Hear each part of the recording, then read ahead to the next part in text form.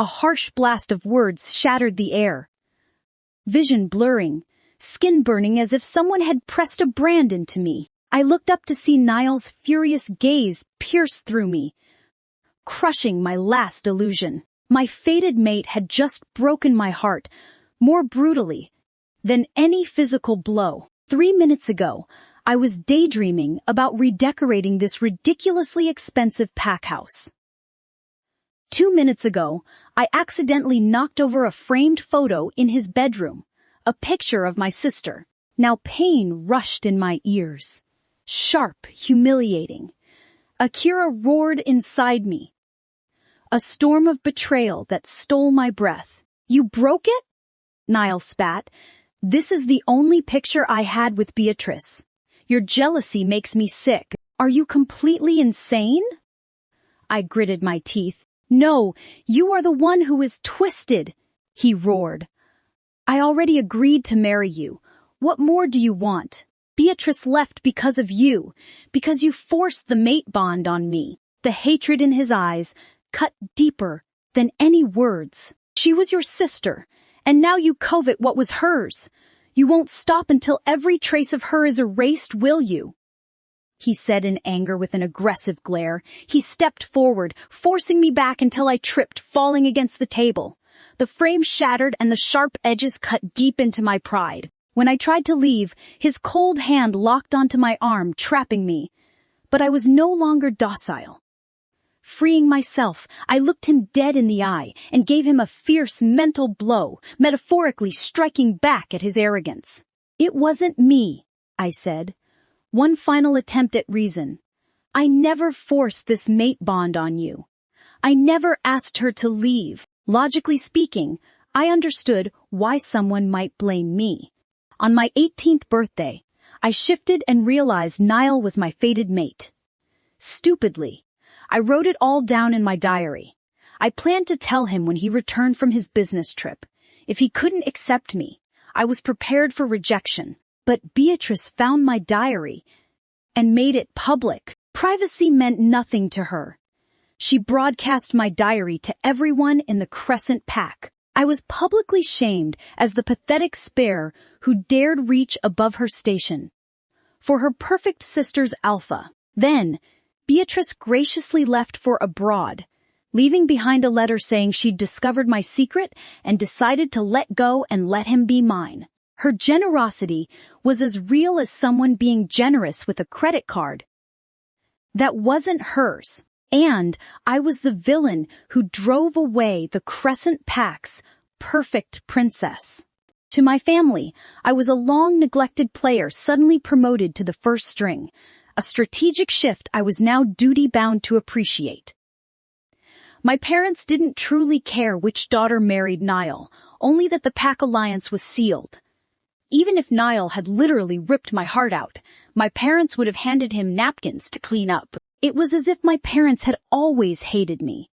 No matter how much I outperformed Beatrice in training, they always made excuses for her and found fault with me. I was bitter, ungrateful, someone who couldn't appreciate her dear sister. My fingers clenched around the engagement ring. This pathetic symbol of our joke mateship. Hot tears blurred my vision. I blinked them back fast. I bolted for the door and got out before the tears came. Clean it up. What? I stared him in disbelief, needing to confirm I'd heard him right. You broke the photo frame. Clean up the pieces. Ice-cold command. Too bad.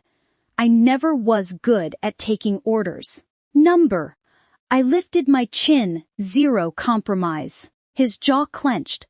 You sure you want to do this, Christina? Yes, I said no. I stared him down without flinching. If love meant grinding my self-respect into dust. I gritted my teeth. The air between us snapped, tension rising like a storm. He leaned in, fury blazing. Last chance, disobey me, and I'll end this bond right here. We are over. I cut in. Shock froze his face. For a moment, the air went still. He hadn't expected me to actually say it. I yanked my arm free, breath caught as hope for escape flared, only for him to seize me again. His grip bruising, his eyes burning with something close to hatred. "This is on you, Christina," Niall snarled, his tone that of a sworn enemy rather than the mate fate had chained me to.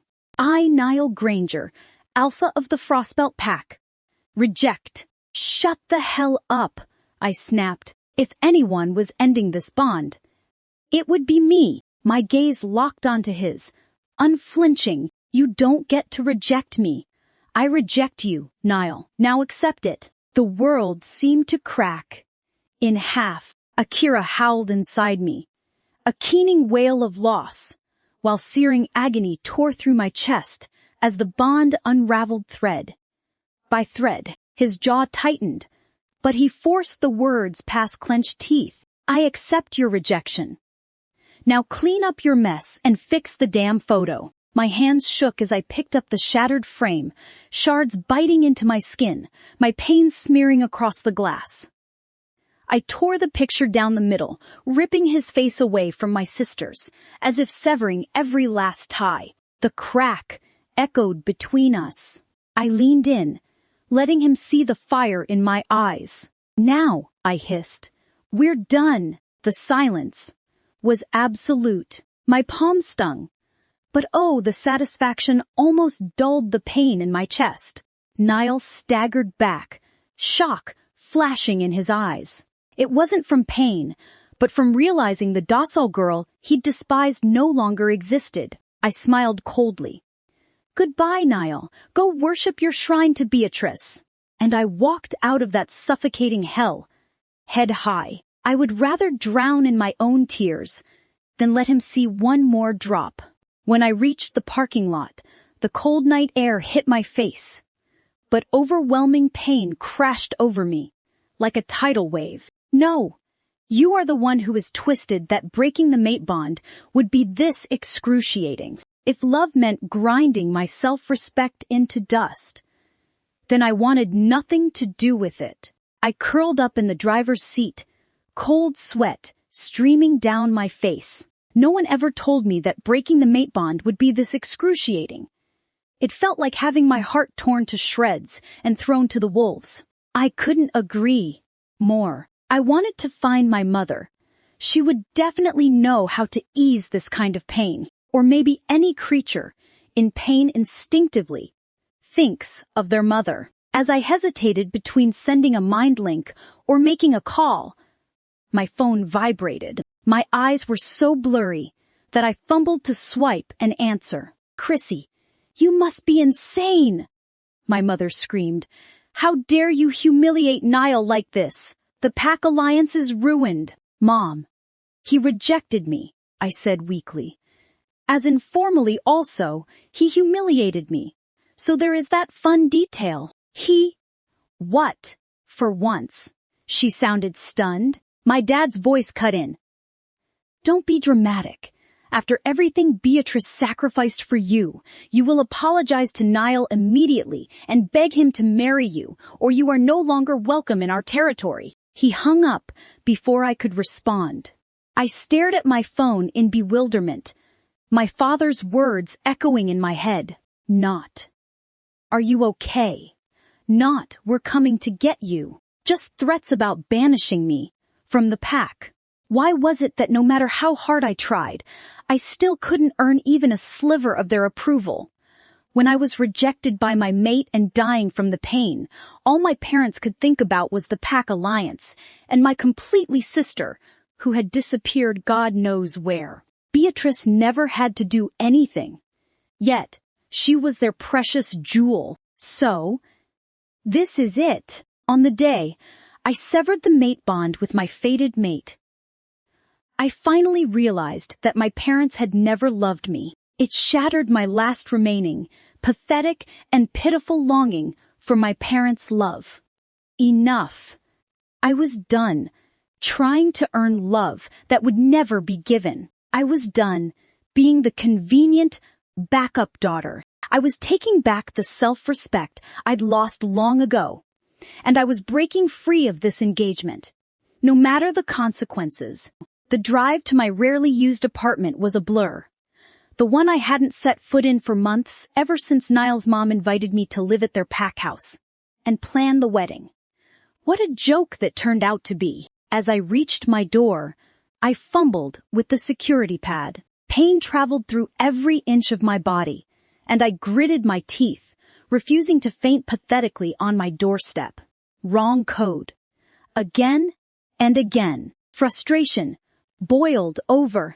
I kicked the door with my heel, a pitiful gesture that accomplished nothing except sending pain shooting up my leg. Of course, the universe had decided today was the day for my starring role in a cosmic joke. I slumped against the wall and slid to the floor as sobs tore from my throat. Why did everyone always favor Beatrice? Hadn't I suffered enough? Second place in my family? Just a replacement in my own mate's heart. Just as I was nearly choking on my own cries, a deep voice came from behind me. That is my door you are assaulting. Great. Another completely problem. What? I snapped, turning to glare. The man standing there was devastating. Not pretty boy handsome like Niall, but ruggedly masculine. Tall and powerfully built, with sharp cheekbones and a strong jaw. His dark hair was slightly tousled, and those piercing blue-gray eyes that seemed to see right through me. He looked like the kind of alpha who didn't just win battles, but erased his enemies from history entirely. If you are planning to kick it in, I'll need your insurance information first, he said flatly. My throat went dry. I am so sorry. I thought this was my apartment. He tilted his head, gaze unreadable. Rough day. My face burned with awkwardness. Great. Rejected. Injured. And now looking like a complete idiot in front of the most gorgeous man I'd ever seen. You could say that. I muttered, hauling myself up and attempting dignity while looking like a raccoon caught in a dumpster fire. Easy there, Hurricane. He raised an eyebrow, gesturing to the door across the hall. That would be yours, I believe. Hurricane. I should have been annoyed. But the way he said it made my stomach flutter strangely. I know where I live. Could have fooled me. Fine, I mumbled, attempting to smooth down my wreck of a dress. Thanks for the geography lesson. Need help with your door code. What I need is for this day to reboot like a malfunctioning iPhone. But thanks for the offer. I walked toward my door, feigning composure and grace. As if the crazy woman who just had a breakdown wasn't me at all. While I punched in my door code, I could feel those intense eyes watching my every move. Come on. Fingers. Work faster. Beep. Finally, I glanced back. He was still watching, arms crossed. Sorry about your door, I muttered. I'll survive. I closed my door and pressed my back against it. Well, that was humiliating. My devastatingly handsome neighbor probably thought I was a lunatic. And honestly, he wasn't wrong. Wait, devastatingly handsome. Utterly. I really was losing it. I dropped onto my bed. Exhausted. Akira was barely alive inside me, hurt by rejection. Her once sharp senses now dulled. We'll heal, I whispered to her. No response. Great. Even my own wolf was giving me the silent treatment. I don't know when I started losing myself for him. Maybe it was the first time he looked at me, like I wasn't enough. I bleached my hair until my scalp burned raw because he called me boring with mousy brown hair. I confronted my feet into heels that carved blisters into my skin, only for him to sneer. Why are you walking like a newborn giraffe? Beatrice could run in heels. I dragged myself into the kitchen before dawn, cooking meals I never ate, ironing shirts that weren't mine. When the pack humiliated me, he didn't protect me. He only reminded me I should be grateful to make do. I realize now he never truly saw me as his mate. His one and only. I was his project, his servant. a placeholder until he found what he truly wanted. For 4 long years, I stayed. The weight of that truth crushed me. My chest ached with every breath. How pathetic that I poured everything into a man who never even tried to know me. My exhausted heart needed rest. I curled into the wet pillow and let the darkness take me. 2 days slipped away. Before I woke again, I called gently to Akira. "Are you okay?" "Akira, can you hear me?" Akira stirred weakly in my mind. "Chrissy, I feel off. I can't smell anything anymore." I froze, trying to catch any scent. "Nothing. Maybe it is just temporary from all the pain," I said to Akira, not knowing if I was comforting her or myself. "It might come back later." Her tail drooped listlessly in my mind. Not being able to smell meant she couldn't identify potential mates, a devastating loss for any wolf. But there was nothing we could do about it right now. I let her rest and checked my messages. Oddly, my parents hadn't bombarded me with mind links or calls since their initial outburst. This engagement had been their golden ticket to an alliance with the Frostbelt Pack. A marriage alliance with one of the North's top 3 packs wasn't something they'd abandon easily. Neither of us daughters could inherit leadership of the Crescent Pack, but marrying a powerful alpha. That ensured our pack's future prosperity. Suspicious. Part of me wondered if Niall had said something to keep them at bay. Maybe even felt guilty. Unlikely, more probably planning his next move. The doorbell shattered my pity party. And it didn't stop ringing for 5 minutes. I groaned. Horrible social interaction. Dragging my carcass to the door. I pulled it open. Waisolda Carlyle, who was my best friend, and the only person with legal rights to yell at me, stood there with narrowed eyes and 2 bags of takeout. Then her gaze landed on my face. "What the hell happened to you? For real? I am giving my face a remodel symmetry." "Was getting stale," I said, with a lazy shrug, even though every muscle in my face ached. She wasn't buying that crap for a second. She reached out, tilting my chin gently to inspect the split skin on my cheek. "Who laid hands on you? Come on inside," I muttered, hurrying her along. Didn't need the whole block gossiping about my beat-up face. The door slammed shut, and I collapsed into her arms, all the fight draining out of me. Eventually, one word fell out, quiet and broken. "Niall." Waisolda froze solid. "No completely way," she hissed. "Niall, your mate Niall. The poster child for diplomatic perfect behavior." I nodded, my eyes burning. "Tell me everything. Not a single detail left out." So I did. Beatrice's photo, the insult, the formal rejection. By the time I finished, Waisolda's eyes were blazing with absolute fury. "That absolute coward," she hissed. "And over what? Your psycho sister who isn't even here." "I swear to Goddess Chrissy, Beatrice could be on another continent, and she'd still find a way to ruin your life. Maybe it is for the best. At least I found out what kind of mate he really is before we got married." My stomach growled loudly. Waisolda raised an eyebrow and lifted the takeout bags. "Good thing I came prepared." Between bites I frowned. "Don't you think it is weird my parents haven't called? They wanted this wedding so badly, but now, nothing." Waisolda shrugged. "Maybe they're plotting. Your father isn't the type to give up his plan easily." After dinner, Waisolda pushed me into the bathroom to shower while she cleaned up. I stood under the hot water, trying to wash away 4 years of delusion. Through the bathroom door, I heard her on the phone. I caught bits and pieces. "Complete asshole. What a liar. You won't believe what he did to her." She was probably talking to Zane Carlyle, her brother. Unlike Niall, Zane treated women with respect. The way Waisolda so instantly, so fiercely chose my side, made my throat tight. She believed me without hesitation. When everyone else would side with Niall, she declared war on my behalf. This wasn't something small.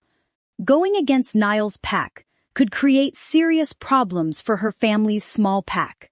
I wrapped myself in a towel and sighed. Why couldn't my parents love me like that? Suddenly, I was overwhelmed by waves of excruciating pain, each one stabbing through my abdomen. Each surge burned through my neck where Niall's marks still lingered. I collapsed on the bathroom floor with a scream. Waisolda burst through the door. Chrissy, what happened? I could barely form words. Pain, destroyer, please. Waisolda helped me up and rushed out to get medication. I clutched my stomach, biting my lip to keep from screaming again.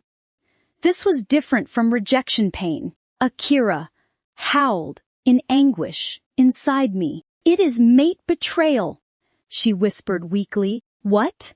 But I already rejected him. The mark on your neck hasn't fully faded, Akira explained through our pain. Seriously, he rejected me and immediately rushed into the arms of someone else. Couldn't even wait for our bond to completely break before flaunting his new affection for another woman. Waisolda returned with some soothing medicine and water. After I swallowed them and the worst waves subsided, she sat beside me, fury blazing in her eyes. That bastard, she snarled. I nodded. Weakly. You know what? Isolde stood up.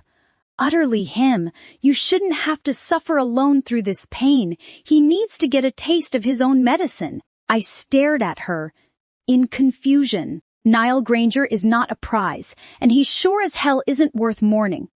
We're going out to remind you of your worth, and to find you someone who actually knows how to treasure a real queen instead of worshipping the past. I blinked. I've been rejected, and your solution is clubbing. She threw clothes at my face. My solution is reminding you that you are Christina completely Vance, and one alpha's rejection doesn't break you. I stared at her. Every part of me wanted to crawl back into bed and disappear, but lying here wallowing while Niall was probably celebrating with someone else. Utterly.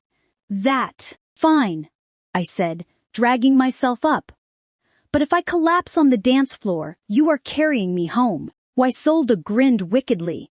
Trust me, you won't need rescuing tonight. Are you sure about this outfit?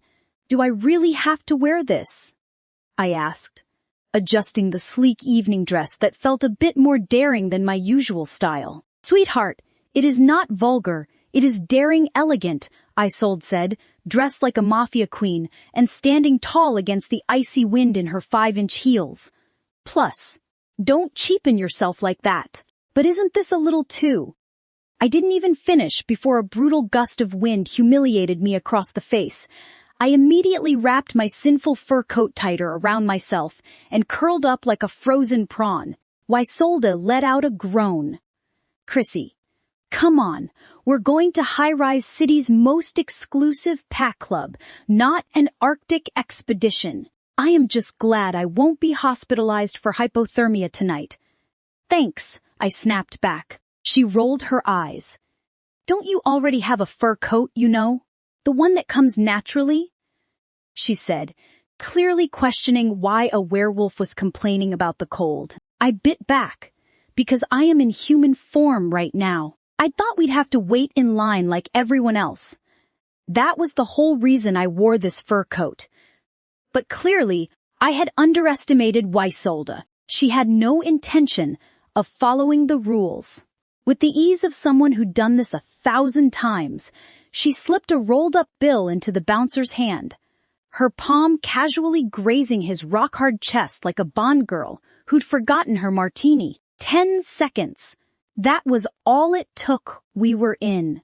Waisolda was the kind of beautiful that made men forget their names and girlfriends.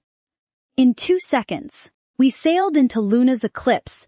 It was the most exclusive club in High-Rise City, where rich werewolves played politics over overpriced drinks.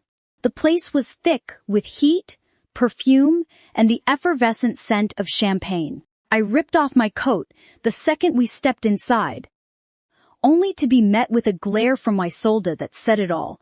"Are you trying to humiliate me?" She handed her coat off to a passing server with a flick of her fingers, like she'd personally hired the man. I tried to copy her moves, failed miserably. Nearly dropped my purse. "Moon goddess," I gasped, eyes glued to the menu like it was robbing my credit card. Isolde gave me a sideways glance and scoffed. "Wait, Niall never spent money on you. What a cheapskate. Relax. Tonight's on me." I breathed. A sigh of relief, considering I'd been rejected by my mate, had my wedding cancelled, and my parents were planning to banish me from the territory to become a rogue.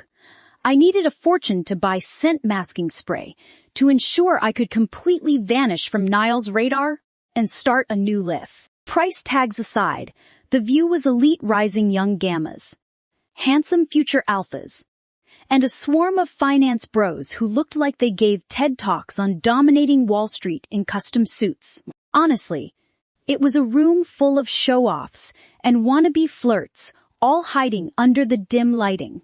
We found a table near the bar and a bartender locked eyes on us. Well, he was hard to miss. Tall, sculpted features, sleeves rolled to the elbows just enough to show off well-trained forearms. He shouldn't be mixing drinks, he should be shooting Dior fragrance ads or modeling elegant men's underwear. Or at the very least, starring on the Shifter romance novel cover. Maybe that is why this club was so expensive. Even the staff had to be perfect. 275's whiskey, Isolde ordered before I could even find the cheapest drink on the menu. Make it strong. And of course, she didn't forget to show her perfect smile, chin tilted just enough to say, "Oops, didn't mean to flirt." The bartender reached effortlessly for the gin. "Rough night? More like a rejection-level disaster," she said, casually pointing her thumb at me. "And it is wrapping up real soon." I glanced at her, thrilled that my personal life is now public broadcast. She patted my hand. "Sweetie, this place runs on romantic catastrophes. Without bad decisions, no one would be buying drinks." Then, she turned away and melted into the crowd, flipping into social queen mode, like someone had flipped a switch. In under 10 seconds, she completed a visual sweep before spinning back around and pointing toward the edge of the dance floor. "Okay. Listen, you need a rebound. Target a 6'2" Manhattan finance bro. Suit worth more than your monthly rent. Haircut that speaks, my therapist costs more than your car. He'll wine and dine you, then ghost you for his stock portfolio." I shook my head. "Nope." Her eyes flicked to a new direction. "Target B, tortured Parisian artist type. Looks like he subsists entirely on cigarettes and existential dread. He'll write poetry about your eyes, then ask to borrow money for art supplies that somehow always end up being weed and takeout." "Pass," she sighed, then pointed again. "Find target C, sensitive musician with a promising EP dropping next month. Translation, you'll be supporting him financially while he finds himself through his craft for the next decade." I groaned into my hands. "Isolde, please." She didn't back down. "Chrissy, you cannot sit here like a decorative wall gecko. Tonight is about rebooting your life, not stitching up emotional wounds." Just as she geared up for a fourth round of rebound recommendations, she suddenly froze. It was like someone had forced back mute on her entire system. Then, far too casually, she said, "Hey, want to force back the bathroom?" I narrowed my eyes. "No, or maybe let's move tables. The vibe here is weird." Her smile was tight. "Weird vibe. We'd only been sitting for 10 minutes and we just ordered drinks." By Isolde's standards, we were barely warming up. Then, I followed her gaze. A half-private booth. Niall. He had his arm draped around a woman, Her head rested on his shoulder, makeup flawless, smile polished and effortless. But that wasn't the worst part. They obsceniacted in an intimate embrace. Beatrice leaned deeply into him, her whispers filled with a dark, scandalous affection that made the whole club their personal stage of betrayal. My stomach lurched. I didn't need more details about who she was. That face. I would never forget it. 4 years ago, the woman generously gifted me her boyfriend as my fated mate, left a heartfelt letter, and disappeared overseas. Now here she was, brazenly draped across my mate's lap, turning the whole club into their personal cheating stage. I had told myself I was over it. We'd broken up. It was done. Time to move on. Until I heard what came next. Honestly, I didn't think she'd completely break down over a picture frame. Beatrice's voice dripped false pity as she pulled away from their kiss. I put that photo where she'd see it. She still doesn't know about your business trips to Europe for me. Time she got a hint, don't you think? She looked up at Niall adoringly. Darling, your performance was perfect. Even I almost believed you cared about the photo instead of covering our affair. Niall chuckled. I had to act upset. She spends every day trying to be perfect for me. If she knew all her efforts still couldn't compete with you, she'd completely lose it. Beatrice laughed softly, patting his chest. Don't worry. Knowing Chrissy, she is probably still trying to fix things. She always believes if she just tries hard enough, people will see her worth. The harder she tries, the more pathetic she looks. Beatrice smiled, and I just happened to return home. My parents don't know anything. She ended things herself, so you are blameless. Niall nodded. I talked to your parents. The wedding's still on, just a change of bride. Beatrice smiled triumphantly. Perfect ending, right? I never gave up on you, just waited for her to step aside. She leaned closer. You know how she tried copying everything about me. The bleached hair, the style changes, even how she talks. God, it was hilarious watching her pathetic attempts. Niall snorted. Like a discount knockoff. Though I thought fated mates were supposed to be deeply in love. Beatrice's voice turned curious. Aren't you two supposed to be? Niall's face darkened. My hands shook so badly I could barely hold my drink. The pieces were falling into place, and Akira whimpered inside me. He has been cheating long before the rejection, she whispered weakly. That is why we're in such agony. The realization forced back me like a punch to the gut. When there is infidelity after being marked, liar with another outside the mateship causes extreme pain to the partner. But distance can mask immediate betrayal pain. It festers in the bond instead. All those business trips abroad, all those times he visited Beatrice. The mate bond had been slowly deteriorating, accumulating damage we couldn't feel because of the distance. When Niall rejected me, that rejection pain combined with months of accumulated betrayal trauma. It was destroying us both. No wonder I felt like I was dying. I wasn't just dealing with rejection. I was dealing with months of hidden betrayal, finally surfacing, all at once. Beatrice noticed Niall's dark expression and quickly backpedaled.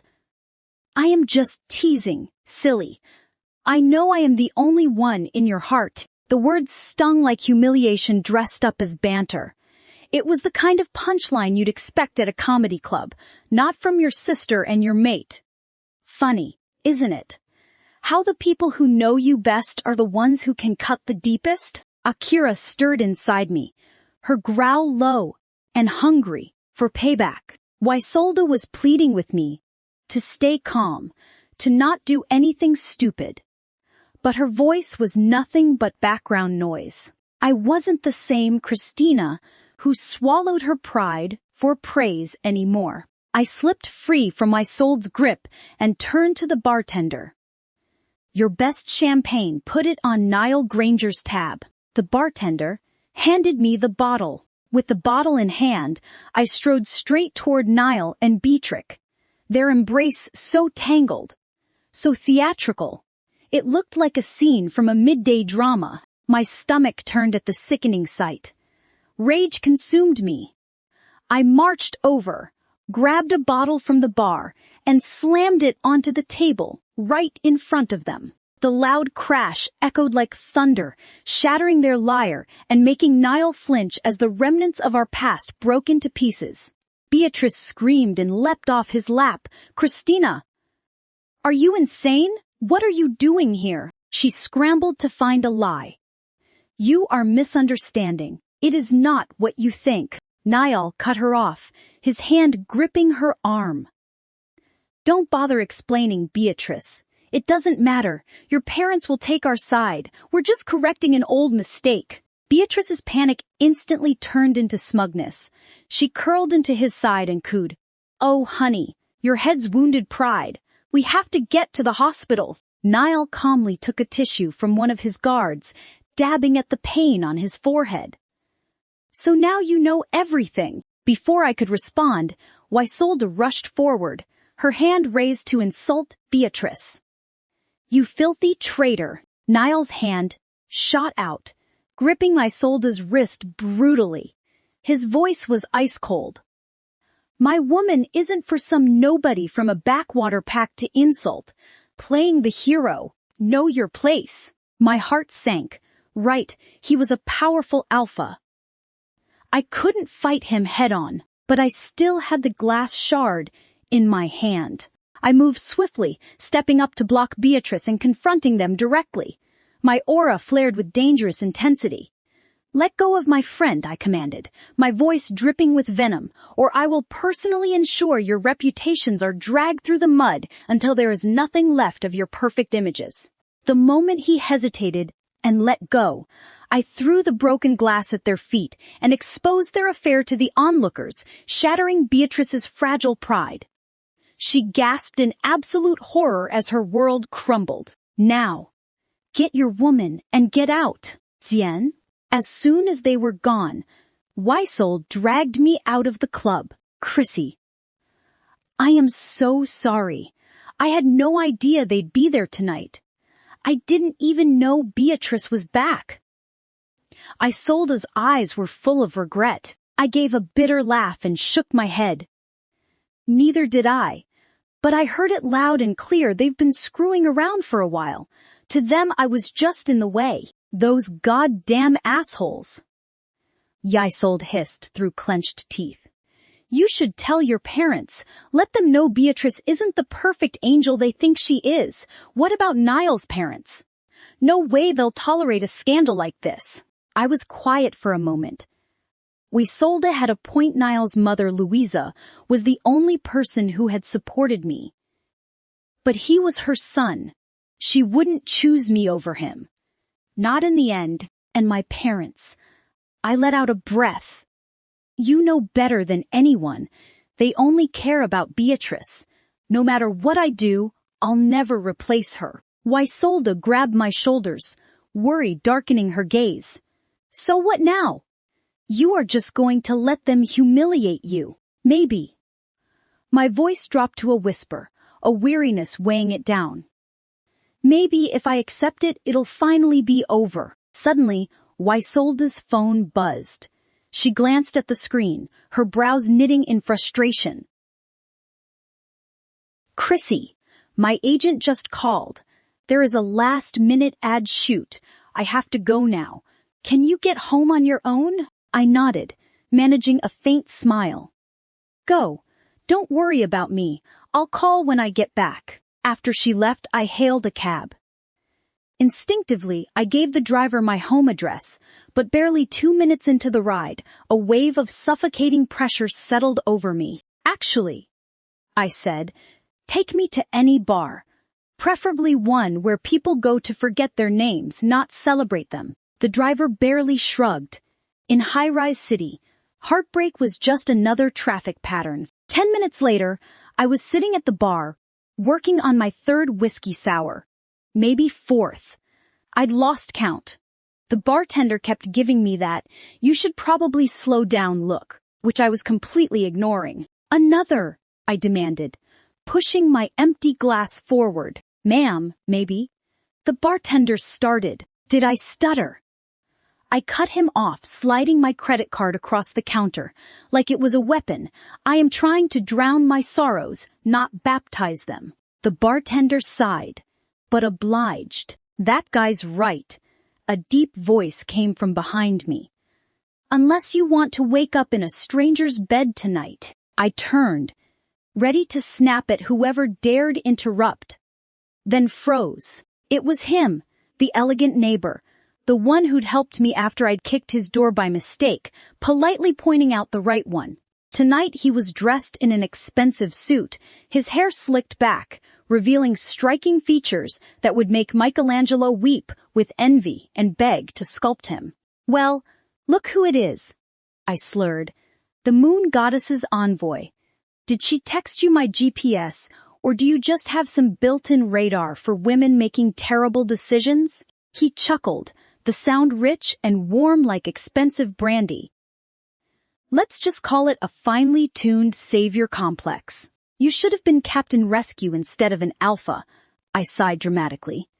"Or maybe Don Juan, offering therapy sessions to every heartbroken woman in high-rise city. And here I thought you'd be signing up for the therapy sessions yourself," he said, eyes sparkling with mischief. "You offer your services to every neighbor, only to the ones who seem hell, bent on self-destruction at any given moment." "Well, I am basically a pro at that," I said, lifting my glass. "My life's basically glitter in a carpet, messy, impossible to clean up." He didn't laugh, rush to comfort me, or even deny what I'd just said. He just watched me quietly, like a spectator observing a disaster movie. "You are not wrong," he finally said. "Your talent for chaos is impressive. I was right to call you Hurricane. You can barely stand, yet here you are, drinking more wine." I opened my mouth to argue, but he continued. "But somehow, you always seem to find someone who refuses to walk away. Right, when you are about to self-destruct completely. Are you flirting with me, bad alpha? Or is this some kind of weird rescue mission?" I narrowed my eyes. His smile was slow. "Would either answer make you drink less?" "Probably not," I admitted. "But one might make the hangover worth it." I really looked at him then. He wasn't just good-looking, he was dangerous-looking, the kind that meant trouble and temptation, all wrapped in one. Not the pretty boys with trust funds and spray tans who populated most of high-rise's elite clubs. This was a man who knew exactly what he was, and didn't need anyone's permission to be it. Maybe it was the alcohol, or his devastatingly handsome face. Either way, the thought that had been haunting me since the moment I first saw him slipped into my head again. Before I could think better of it, my hand was on his arm. "So, Mr. Helpful Neighbor," I said huskily, "since you are so dedicated to intervention, why not intervene all the way?" A flash of surprise, then he got serious, but he didn't pull away. Just held my gaze and said, "Only if you'll own this decision when you are sober." "Trust me," I said without hesitation. "This is the first clear thought I've had all night." The sweet door had barely shut when he kissed me hard and needy. I kissed him back just as desperately, like we couldn't get enough of each other. Just from kissing him, I could feel myself getting wet. It wasn't just me, he was obviously hard too, his erection pressing against me through his pants. His hands were everywhere, burning hot against my skin. He pushed me back against the wall and lifted me up like I weighed nothing. I wrapped my legs around him, pulling him closer. I ground against him, the hard ridges of his muscles rubbing against my most sensitive spots, sending waves of pleasure through me. "Utterly," he growled against my neck. "I've wanted this since I first saw you." He kissed my neck, my earlobe. I gasped and pressed against him. We tore at each other's clothes. His jacket forced back the floor, then my dress. When his shirt came off, I couldn't help but stare. I ran my hands down his chest, trailing lower to his sculpted abs. I worked his pants off completely, his hot length springing free and insulping against my face. His cock was flushed deep red, the head rounded and glistening with moisture. So thick, I thought, reaching to wrap my hand around it, barely able to encircle him completely. I flicked my tongue across the tip. His cock twitched in my hand immediately, burning hot and rock hard, almost like heated steel. More wetness leaked from me, the emptiness inside driving me nearly insane. I wanted nothing more than to sink down on him right then, to be filled completely in one deep thrust. He picked me up and carried me to the bed, setting me down gently despite the hunger in his eyes. But that didn't last long. He touched and kissed every part of me, making me moan in ways I never had before. He was incredible at foreplay, kissing my breasts, circling with his hands. He carefully stretched me with his fingers, but all I wanted was for him to get inside me already. When he finally pushed inside me, I moaned with satisfaction. It was so intense it almost hurt. "You feel so completely perfect," he growled. "So tight around me." He started moving. His cock filled me completely while his head buried deep in my neck, each powerful thrust sending waves of intense pleasure through me, easily filling the bottomless emptiness in my heart. My walls clenched and spasmed around him, my whole body trembling with ecstasy, white light flashing behind my eyes. He pulled me tight against him and kissed me deeply. The kiss was messy and desperate, leaving me weak in his arms.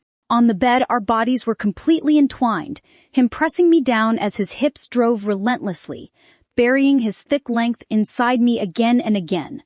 We held each other without any space between us, our sweat-slicked chests pressed together. I lifted my legs, wrapping them around his waist, so he could thrust even deeper and harder. He flipped me over, positioning me with my back to him. His frame was so much larger than mine, his workout-hardened muscles solid and strong, covering me like a mountain. In this position, he barely needed to exert any force, just his body weight alone. Let him slide impossibly deep. "Utterly, you feel incredible like this," he groaned, his breath hot against my ear. I felt like he was going to split me in half. Terrifying waves of pleasure crashing over me as every inch of my skin became saturated with his scent. That relentless cock was buried deep inside me, claiming me completely. I arched my neck to kiss him, trailing from his throat to his jaw to his lips, then pulled him into another deep, desperate kiss. He utterlied me through another climax, but his cock remained hard, showing no signs of pulling out. My nails dug into his arms, but he seemed immune to pain, simply gripping my ass and shifting me to my side, keeping me locked in his embrace. "I can't. It is too much," I gasped, my words broken. "Yes, you can, baby. You are being such a good girl." In this position, he drove even deeper, his powerful thighs trapping me beneath him, my ass cheeks pressed together as his pelvis slammed against me, creating ripples across my flesh. I clawed at the sheets, wave after wave of pleasure, pushing me far beyond my limits. My orgasms became short and continuous, my walls clenching non-stop, my vision blurring. "Please, I need," I whimpered, not even sure what I was begging for. "I know what you need," he whispered hotly against my ear, "and I am going to give it all to you." He pressed against my back, his burning skin scorching mine as he held me close. Even though I was already overwhelmed, I still tried to lift my hips to meet his movements. He clearly wasn't ready to come yet, completely me while lowering his head to capture my earlobe between his teeth. I was so utterly out, I couldn't even form words. This was hands down the most incredible betrayal of my life. What the hell had I been doing with Niall all those years? That was nothing compared to this. In the moonlight, this made him look like some kind of large predator. And I was his prey for the night, a dying gazelle or doe about to have her throat torn out. Perhaps because his full weight was pressing down on me, his thrusts weren't large in scope, but each one was deep and heavy, as if he wanted to merge with me completely and thoroughly. He let out a muffled grunt, his cock growing even harder inside me. He nuzzled my neck, easing some of the pressure holding me down. And I turned to face him, looking into his eyes. "Look at you, so beautiful when you are utterly out," he murmured, his hand moving to my breast. His palm easily cupped my sweat-dampened breast, and with a forward thrust of his knee he spread my weak legs apart, sliding into me again. After what felt like my 100th orgasm, this seemed like it would never end. By the time he finally came, I was so exhausted, I was nearly unconscious. My strength completely depleted. He got up to clean me gently afterward, then pulled me into his arms, his breathing becoming steady and even. I drifted off to sleep. 2. The clock read 10:07 a.m., way too bright for my eyes. I groaned as last night came flooding back. The bar, my neighbor, the hotel, the betrayal. My whole body ached in the best way possible. I sat up and started searching for my clothes, trying not to make my headache worse. I just pulled my skirt out from under the bed when a voice stopped me cold, leaving so soon. I turned around slowly, partly from the hangover, partly from embarrassment, and saw him standing in the bathroom doorway with just a towel around his waist. He was still wet from the shower, water running down his chest. His hair was slicked back and damp. Somehow, he looked even better in daylight. Images from last night forced back me, his mouth on me, his hands all over me. The things he whispered in my ear, my throat, went dry. "We need to talk," he said, and it wasn't really a question. He stood in front of me, his voice disturbingly calm, as if he were announcing the fridge had broken. Not that I had thrown him onto a bed the night before. Talk. My brain instantly began sorting through possibilities. Talk about what? A debrief? A review? Was he proposing some kind of long-term betrayal partnership? Well, considering how incredible he was in bed last night, being utterly buddies was honestly a tempting option. Oh God! Could I please stop making bad decisions for once in my life? But definitely not a proposal. That sort of thing only happens in soap operas, written by people with hopelessly romantic minds. Was he worried? I'd cling to him. After all, it was me who started this. I was the one who dragged him out of the bar, opened the suite door, and pinned him down without a second thought. "Look," I said, adopting the most mature, responsible tone I could muster. "Last night shouldn't have happened. It was reckless, impulsive." I paused, my gaze slipping despite itself. "And undeniably good." I tried not to look at his shoulders, his chest, or the water droplets sliding down his collarbone, tracing over sculpted muscle. Akira stirred inside me, unnervingly interested in this man's scent. "I am not asking for anything from you," I went on, clearer now. "No responsibility, no dramatic phone calls. That is not who I am." He didn't say anything, but his expression looked slightly annoyed. Seeing no reaction, I turned to the door, aiming for a graceful exit, complete with a closure monologue. But just as my hand reached the doorknob, a warm, wet palm landed on the back of mine. I froze and turned around slowly. He was looking at me with an expression I couldn't place, somewhere between surprise and seriousness. "You don't remember me?" he asked softly. I blinked, caught off guard. I answered quickly, almost defensively. "Of course I do.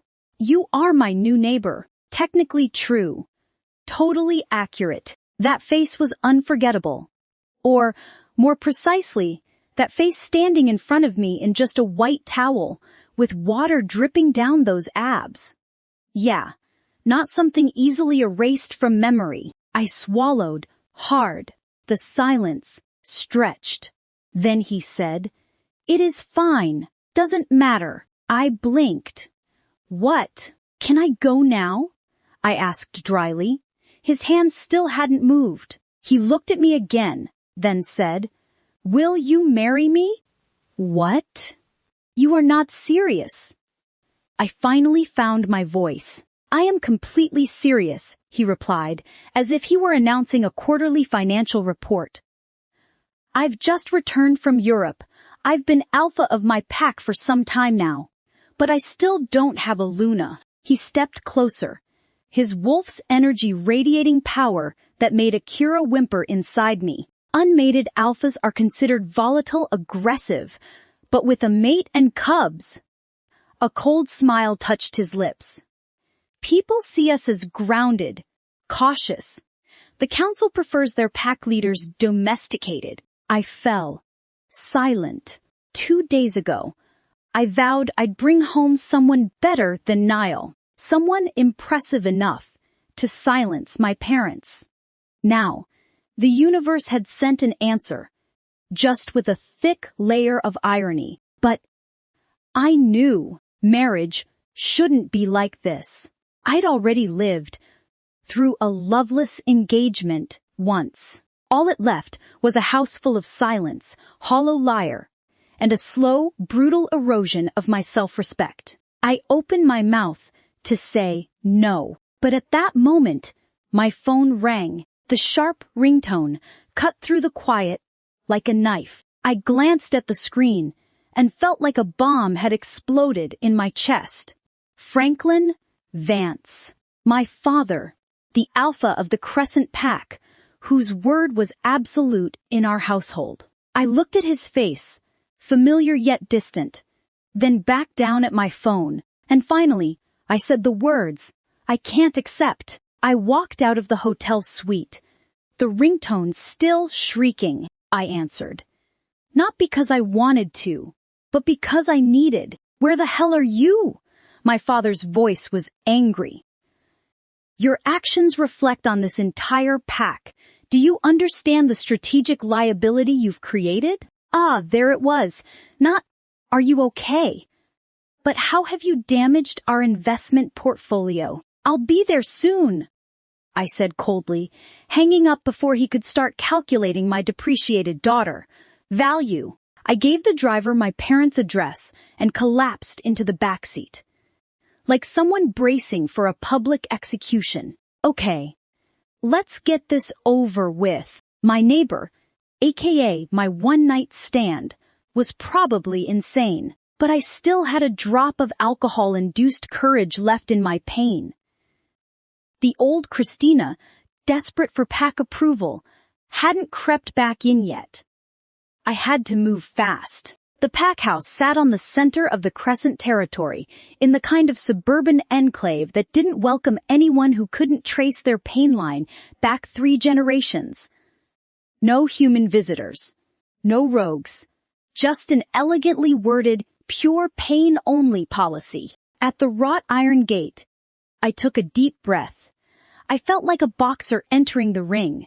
Shoulders squared, chin up, and emotional armor locked in place. The moment I entered the living room, I could sense the ambush. My father, high and mighty Alpha Franklin, sat alone in his leather chair, wearing the same expression he probably used when commanding subordinate wolves.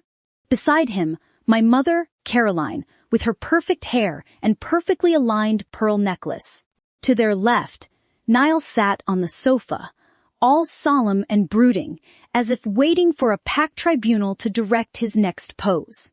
And, on the right, Beatrice. Obviously, all we were missing was a silver stake and an executioner. This was a trial. I was the defendant, and the verdict had already been written. Father struck first. "What took you so long? This pack doesn't run on your schedule." His voice was cold. "Traffic," I lied. If I told them I'd just escaped from a towel-clad alpha proposing marriage, they'd have me locked in silver chains. So, why am I here? My tone was iced over. No one answered. Not until Niall stood, a bandage still across his forehead. The sight of him looking vaguely wounded brought me a small, grim satisfaction. I had your things removed from my pack house, he said slowly, nudging a small suitcase with his foot. Everything's there. I stared at it. A single carry-on suitcase, 4 years of engagement, and all I had to show for it was luggage small enough for the overhead compartment. On budget airlines. Perfect metaphor for my importance in his life. Rage rose in my throat, but I swallowed it. Thanks, I said flatly. That is thoughtful. I snatched up the ridiculous little suitcase and turned to leave. Come on. No one calls a full-blown family meeting just to return a suitcase. I knew better. This was about humiliation, about putting me in my place. They were the real family. I was always the outsider, tolerated only when they needed someone to blame. Wait, my father said. I paused. Didn't turn around. He folded his arms and smiled. Now that Beatrice is back, he said, and since you and Niall have broken up, we need to address the pack's public position. I gave a short, humorless laugh, turned around slowly, letting the sarcasm drip from my lips. By all means, plan whatever you want.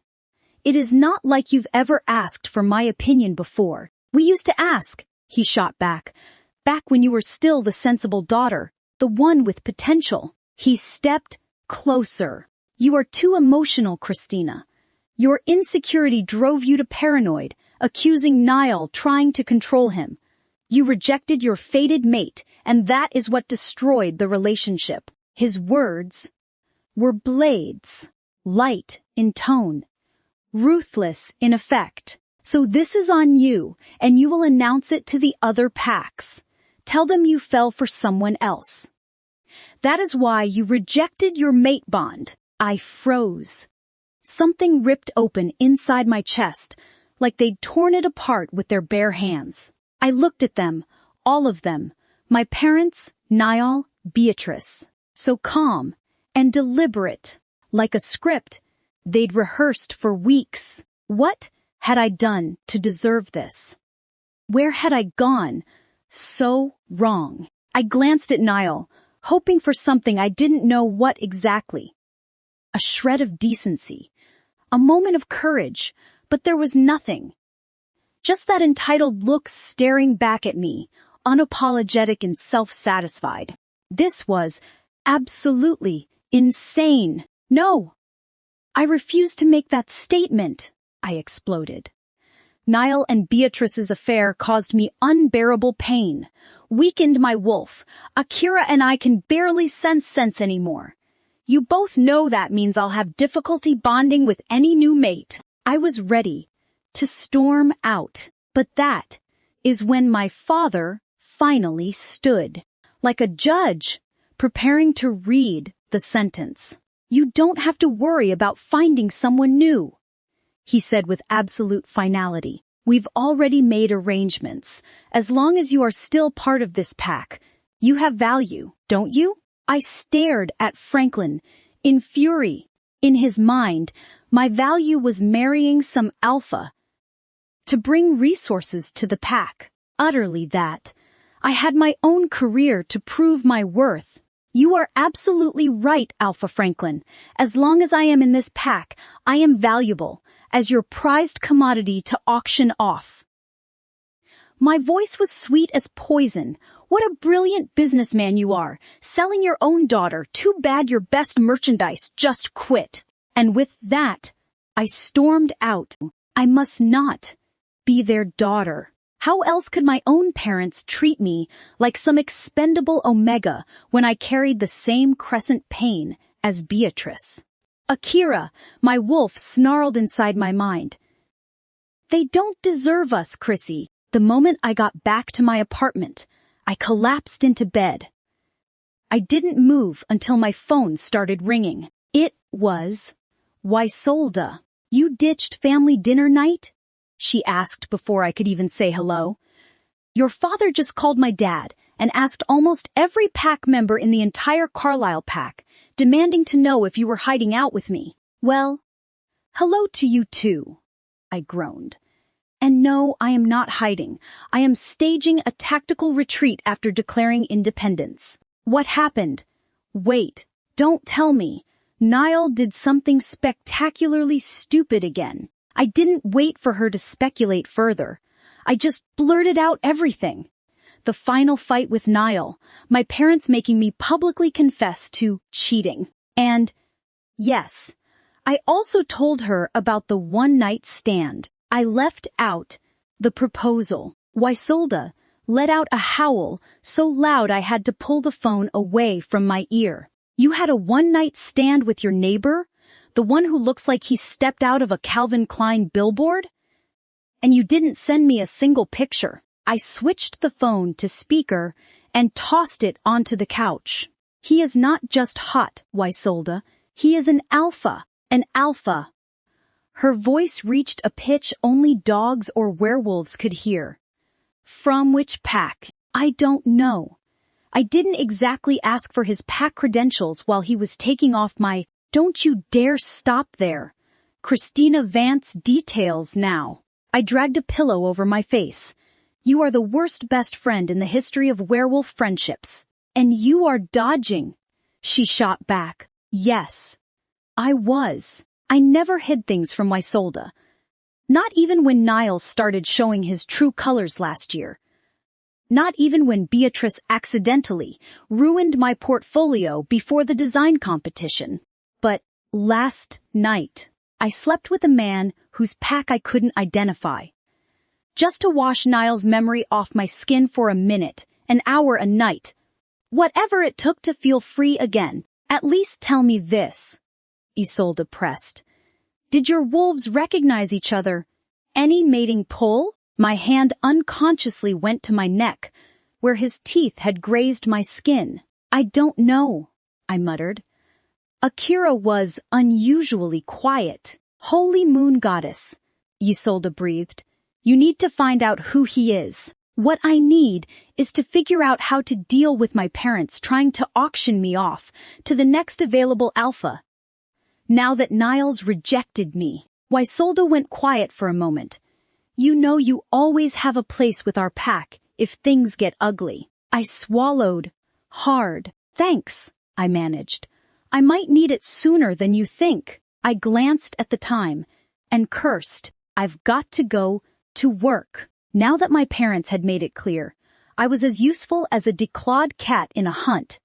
My job was the one thing I couldn't afford to screw up. Of course, they believed I worked as a barista, at ground and pound. In their minds, once mated to Niall, I should be home full-time, a perfect little Luna with no ambitions beyond pack politics and eventual pup-bearing. They had no idea I was actually Nyx Collective's rising star jewelry designer. The coffee shop was just my cover. My way of explaining where I disappeared to every day without revealing I was doing something my controlling parents would consider beneath them. I dragged my exhausted body to ground and pound, already planning my escape route to my studio. Afterward, Chrissy, my boss, Benny greeted me like I was an IRS agent with a warrant, nervous, sweaty, practically whimpering. You don't need to be here today. I was just about to call you. He stared at the floor as if it might open up and swallow him. You are not on the schedule anymore. My wolf bristled. Excuse me, you've been fired. I am really sorry. I didn't want to, but he finally looked up, his eyes wide with genuine fear. Your father came by. My stomach dropped faster than a stone in a lake. Said he'd have every werewolf in high-rise boycott us if I kept you on staff. Benny's nose couldn't pick up pack politics, but even he knew Alpha Franklin wasn't someone to cross. I am sorry. I couldn't do anything. He is just Alpha, Benny. Not the Alpha King of all the packs. Maybe not, but he has got the Crescent Pack wrapped around his finger, and they're half our customer base. I took a deep breath. Yelling at Benny wouldn't do anything. This wasn't his fault. before Akira could urge me to do something stupid, like shift right there and tear up the espresso machine. I stormed out. I didn't hate that job. Being a barista was just my alibi, what really paid my bills, what no one in my pack knew, except Weisold, was my jewelry design work. Ever since I was a pup, my father had told me I was average. Ordinary, unexceptional. Every time I tried to shine, he dragged me back into Beatrice's shadow. Eventually, I learned to hide. I buried my ambition, wore gray feathers. So no, I didn't care about losing the coffee shop job. What infuriated me was that this was clearly a power move. My father's influence was all over it. It was his punishment, his response to me rejecting Niall, rejecting the arrangement that would have bound our packs. But Beatrice had already taken my place in this ridiculous marriage.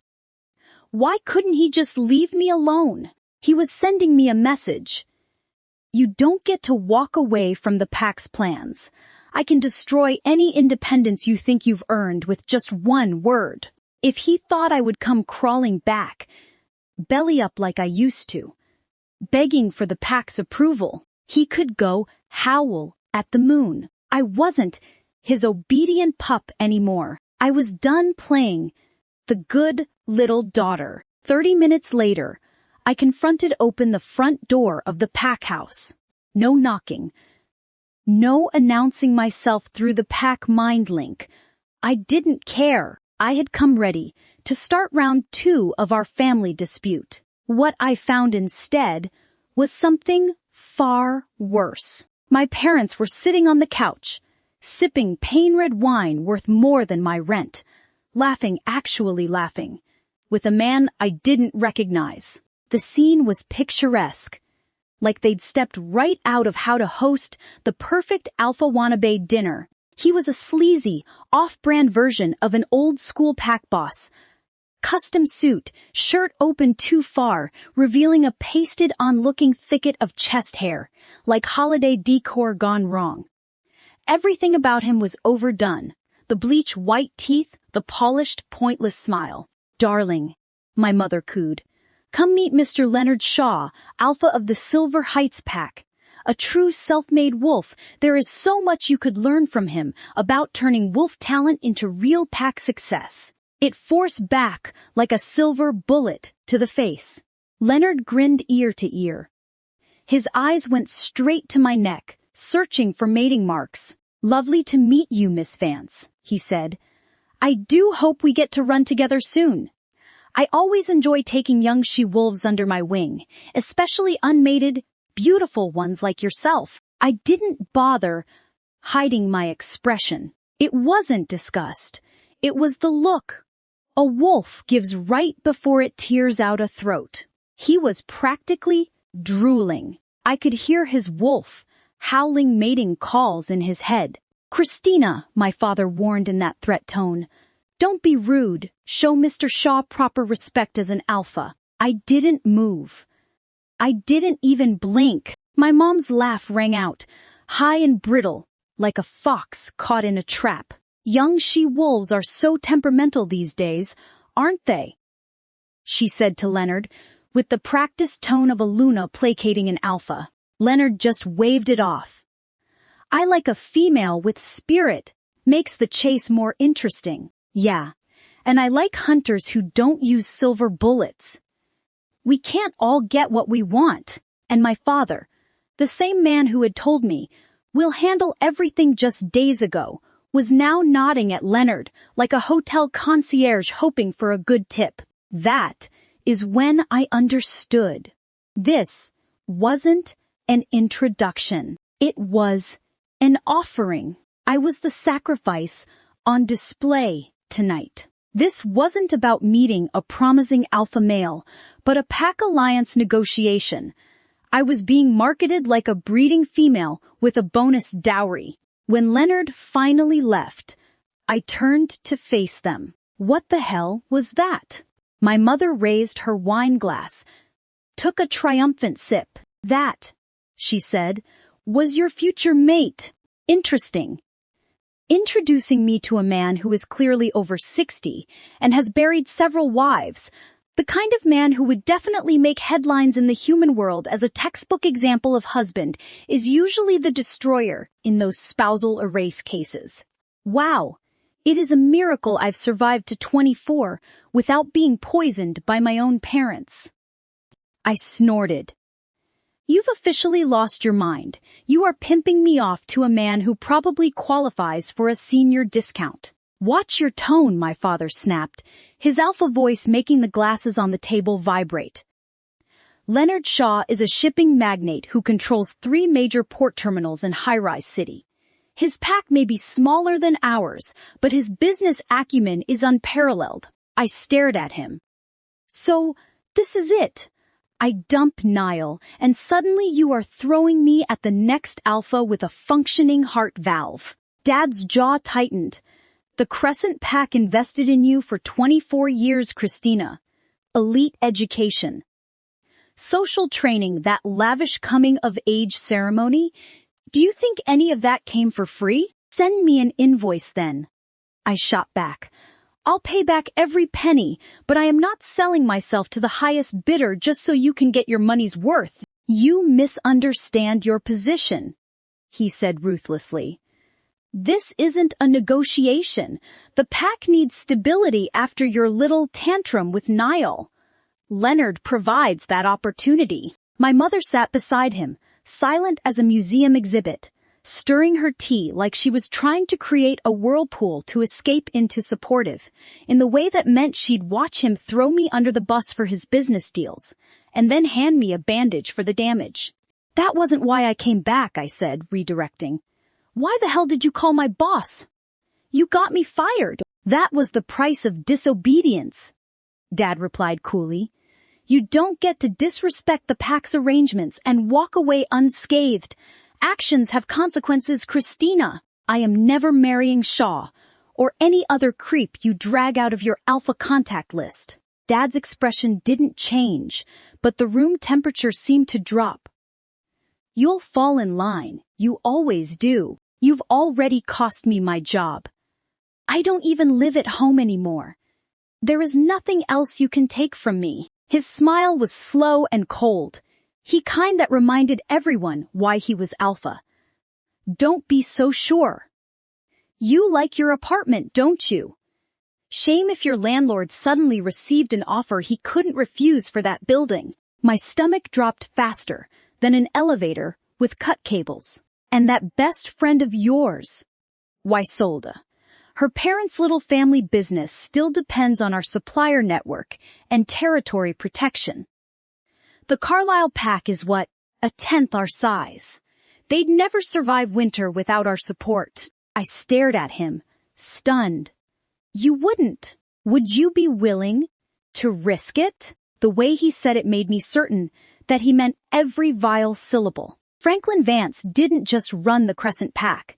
He was a shrewd businessman with connections throughout High-Rise City's corporate world. The kind of man who turned networking into an art form, building alliances that stretched from pack politics to boardroom deals. If he wanted to destroy someone's livelihood, one phone call was all it took, and my father had never hesitated to weaponize those connections. As his daughter, I was just another commodity in his portfolio, something to be traded, leveraged, or liquidated for the right price. He was basically running a high-end escort service, except instead of a street corner, his office had mahogany furniture and a destroyer view. So unfortunately, I didn't have a choice. Not really. I couldn't let Isolde get caught in the crossfire of my family's twisted drama.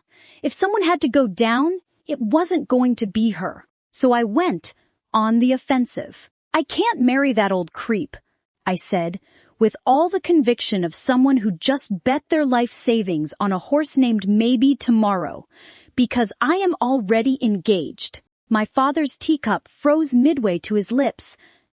You what? Found a new mate, I repeated, casually inspecting my nails like I wasn't making this up on the spot. Met someone incredible, very powerful alpha. We've been making it official. Even my mother looked up at that, her eyes wide as dinner plates. Dad set down his cup with a sharp clink. That is not possible. You were engaged to Niall for years. You broke it off last week. Well, it has been a productive week, I said, flashing my most deranged pageant smile. Turns out I am quite decisive when I finally get a say. Who is he?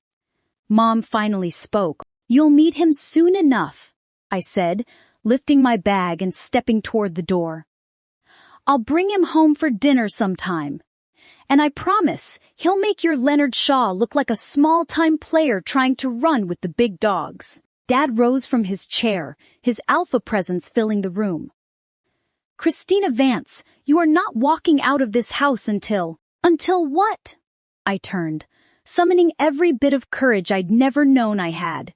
Until you threaten more of my friends. Go ahead. But then I'll make sure my new mate knows exactly how you treated his chosen female. I wonder how that would play out at the Elder Council. The bluff was so enormous, it practically had its own gravitational pull. But the mention of the Elder Council, where alphas settled territory disputes, made my father hesitate just long enough. This discussion isn't over, he growled. It is for today, I replied, and walked out before he could use his alpha command on me. Back at my apartment, I collapsed onto the sofa, like a house of cards in a hurricane. Utterly! I screamed into a pillow. I was seething not only at my father and his Machiavellian maneuvering, which earned him a top-tier spot on my shit list, but also bitterly at myself. Because after all these years of therapy, self-help books, and telling myself I was immune to his manipulations, he still got under my skin like a splinter. You can't quite dig out. And now I'd gone and thrown a painy mate into the mix, like I was auditioning for a supernatural rom.com, minus the romance, the comedy, or the actual mate. My father would sniff out the lie in 3 business days. Max. Probably sooner, if he bothered to check with his connections. Akira paced nervously in my mind. We need to find someone. Fast. I know, I muttered aloud. I needed to make my little lie true. Somehow, I needed an alpha who oozed enough power and dominance to make my father think twice about his precious Leonard Shaw alliance, someone untouchable impressive. Preferably with enough bite to make my father second-guess every threat out of his mouth. Too bad every eligible alpha I knew who fit the bill was either mated, morally bankrupt, or part of Niall's inner circle. Moon goddess help me, I groaned, burying my face in a throw pillow. Then, just as I was ready to spiral into a full-blown panic attack, a face floated into my mind. Blue eyes and sharp jawline, my next-door neighbor, who had proposed to me just hours ago. I stood outside his door, drawing in a breath that felt more like preparation for a firing squad than a conversation. I knocked. Well, that was it. Point of no return, unless I suddenly faked my own death in the next 5 seconds. The door swung open almost immediately, as if he'd been waiting. There he stood in all his commanding presence, wearing what had to be a custom suit. Not the kind you grab off the rack for job interviews, but the kind that announces, I own the building, the block, and possibly your soul. Perfect timing. He looked like he was headed out, probably to acquire a small country or make another billion before dinner. Well, look who it is. Cinderella coming back for her glass slipper. His voice was teasing. I fought the urge to roll my eyes. It is not like it was my fault I had to bolt from his hotel suite the moment my dad called. Well, anyway, since when do fairy tales make it into an alpha's reading collection? Next you'll tell me he curls up with Little Red Riding Hood before bedtime, though I suspect he'd identify more with the wolf than the girls. Can I come in? I asked, trying to sound casual while my nervous system was having a full-blown meltdown. He stepped aside with a fluid grace that reminded me of large cats in wildlife documentaries, deceptively relaxed, but ready to pounce at any moment. His apartment had the same layout as mine, But that is where the similarities ended. Where mine was a messy reflection of young professional with IKEA addiction and no eye for design.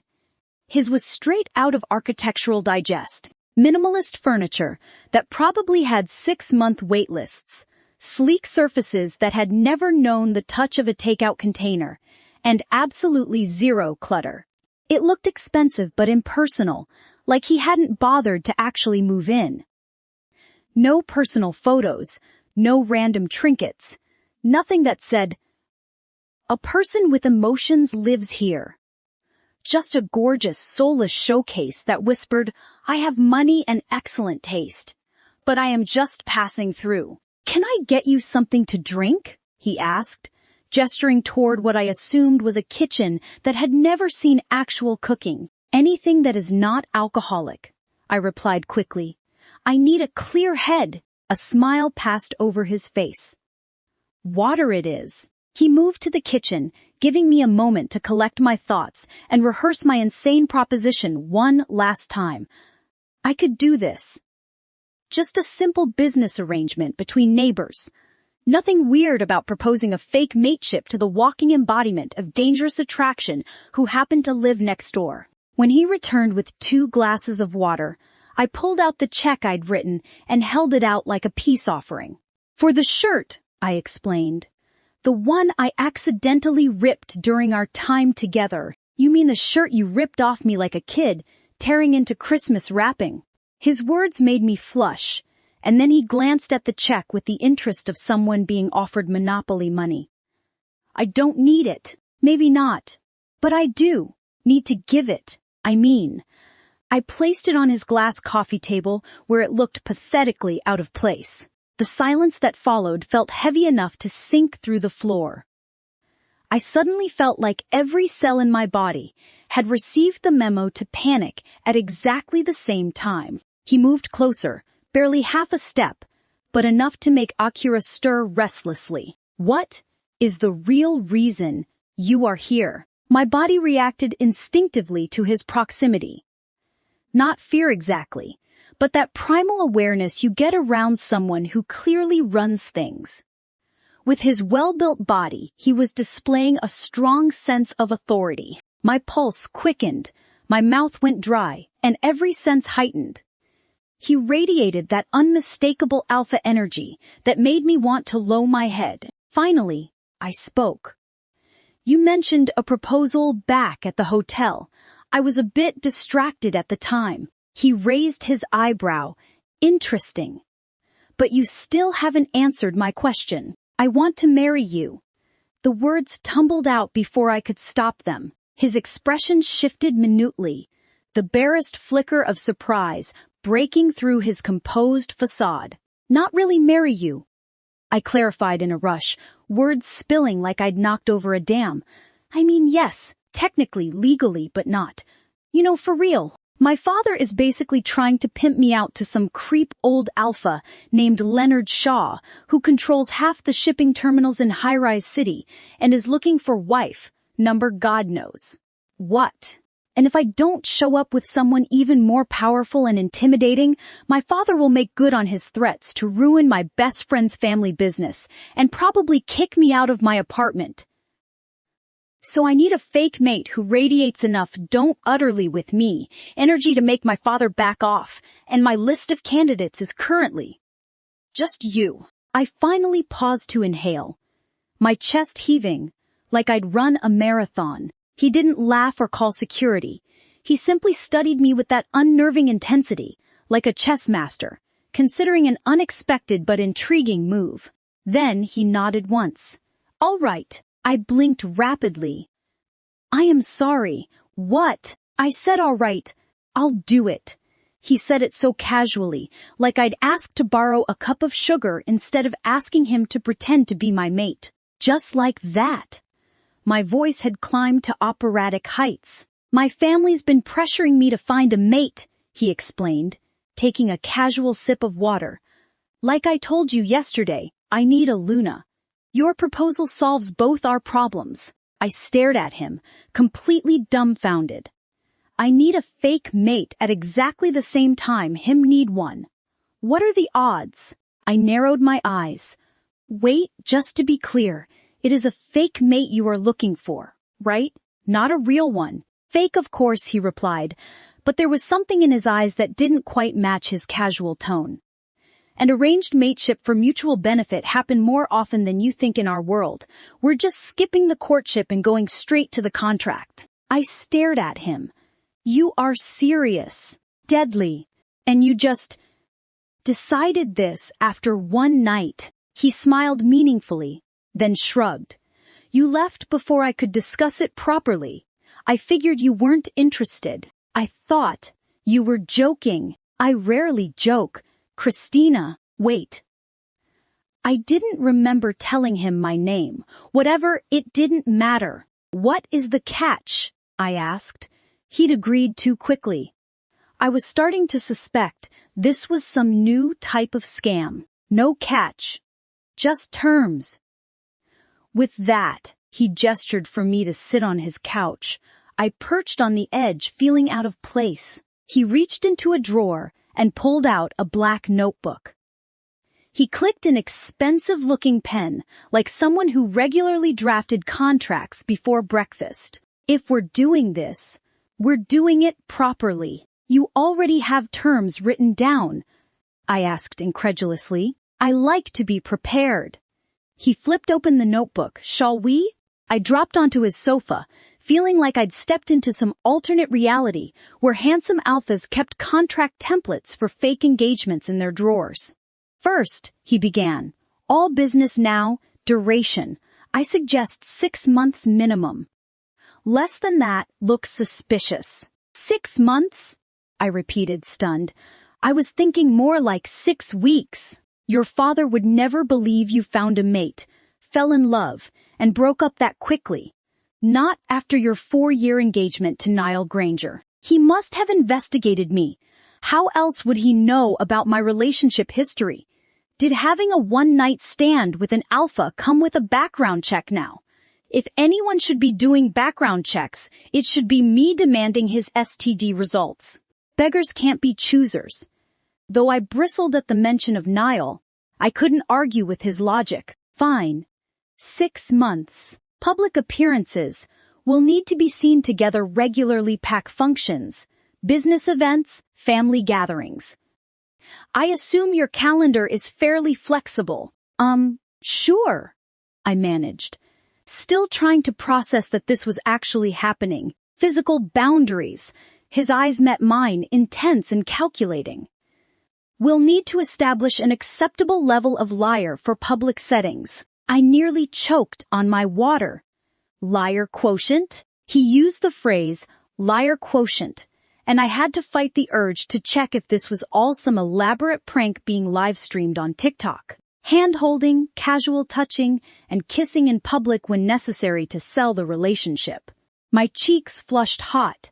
Define necessary when being observed by anyone who matters to our charade. Your family.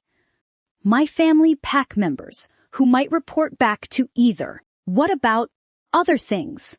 I asked vaguely. Betrayal? He supplied bluntly.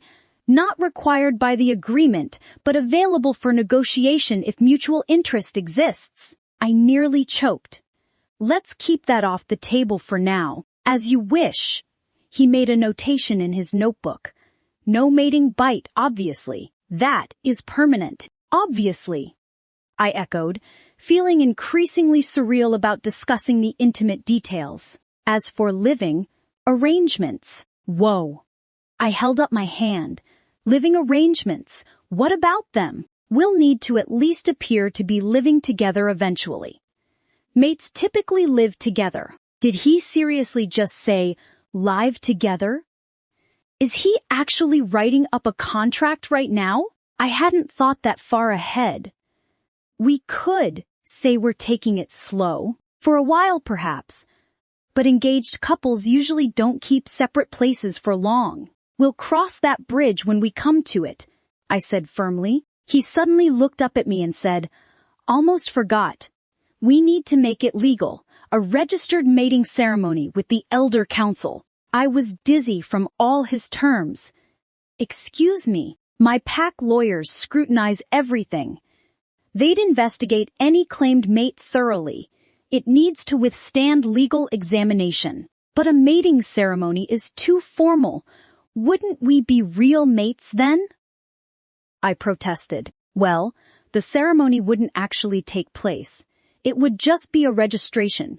We'd include dissolution terms from the beginning, he clarified. After our arrangement ends, we can petition the council for separation.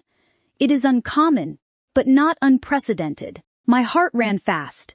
This was escalating from fake mate to actual marriage at lightning speed. Seeing my hesitation, he added, "Of course, the registration requires us to go in person, so for now we'll have to." Considering how desperate my parents had driven me to this point, I reluctantly agreed. "All right," he nodded, and I seemed to catch a glimpse of his lips curling upward as he lowered his head, making another note. "Exclusivity during the arrangement. What do you mean? I mean, are you planning to date others while supposedly engaged to me?"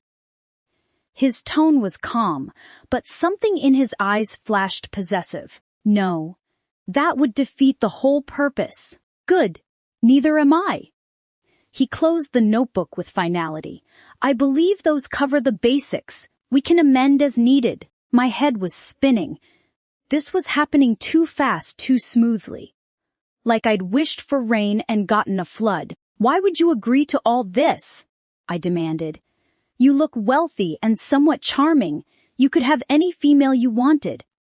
Why tie yourself to me for 6 months? "Perhaps I have my reasons," he said, rising to his feet.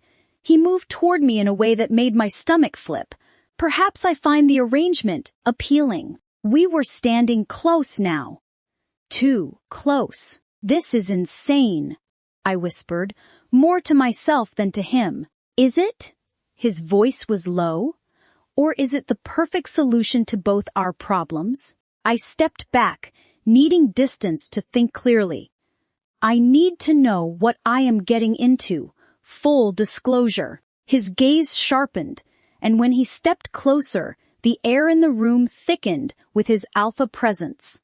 "The better question is," he said dominantly, "would you rather be here negotiating terms with me, or would you prefer to become Leonard Shaw's 5th wife?" The pressure of his alpha aura rolled over me like a tidal wave, making Akira whimper and press low in my mind.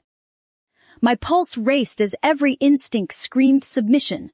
I couldn't breathe, couldn't look away from those piercing eyes. He was right. I hated that he was right, but I had no real choice here. Leonard was a disgusting old creep. This man, mysterious as he was, had the kind of power that could actually protect me. At least with him, I could carve out some leverage for myself in this bargain. I swallowed hard, my throat dry. "Deal." He extended his hand. And when our palms met, something electric passed between us. But he didn't let go immediately. Instead, he used our joined hands to pull me closer until I was standing directly in front of him, close enough to feel his warmth. "There is a pack gathering this Friday," he murmured, his thumb brushing across my knuckles. Perfect timing to announce our engagement. My heart hammered against my ribs. Friday. That is only 3 days. He leaned in just a fraction, close enough that I could feel his breath against my cheek. The gesture was possessive, intimate in a way that made my brain short-circuit. "Problem."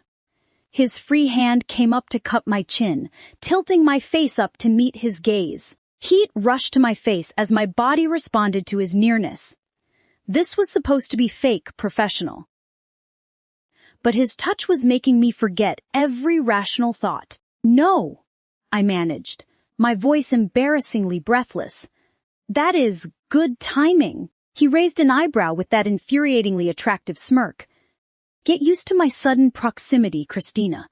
If you can't handle simple contact without looking like a deer in headlights, no one will believe we're actually mated." The warning was clear beneath the velvet tones. "And if you can't sell the role convincingly," he continued, his grip on my chin tightening just slightly, "I won't hesitate to find someone who can." The threat chilled me like ice water. But before I could react, my phone buzzed loudly in my purse. I fumbled for it with shaking hands, seeing Isolde's name on the screen. My mysterious neighbor, who was now my fake fiancé, finally released me and stepped back. I grabbed my bag and phone. I have to go, he nodded lazily. Watching me leave, I hurried out of his apartment. Isolde? I answered. Chrissy, she hissed in my ear. Where the hell are you? You've got serious trouble brewing.